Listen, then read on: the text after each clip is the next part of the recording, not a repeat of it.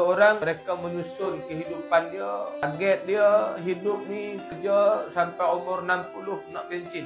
Jadi hidup dia susun sampai umur 60 pencen. Dia susun dan dia capai umur 60 pencen, dapatlah pencen.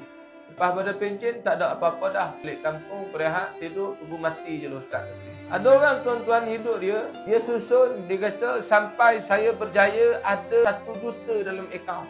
Lalu kehidupan dia daripada dia bangkit tidur sampai dia tidur semula, memikirkan bagaimana cara untuk dia capai 1 juta pertama dalam hidup dia.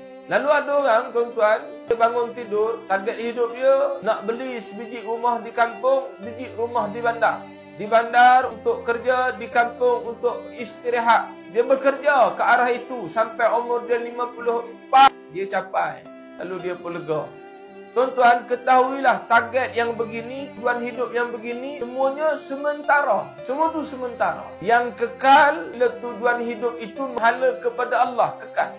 Tuan-tuan, cuba kita muhasabah semula di mana target kehidupan kita. Kalau benar targetnya kepada Allah, apa yang kita susun untuk kita jumpa Allah? Mulut kita mungkin kita sebut, oh hidup ni untuk agama. Tapi apa yang kita usahakan untuk kita kepada agama? Apa yang kita usahakan untuk kita berjumpa Allah? Tuan-tuan, orang yang tak teringin nak berjumpa Allah, orang ini sombong. Orang ini sombong kalau tak teringin berjumpa Allah.